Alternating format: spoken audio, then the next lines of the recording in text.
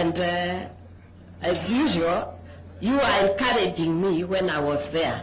So sometimes when you see a woman who is able to move around and to pursue her dream and to do what she desires to do, is because behind her is a great man like Rick G.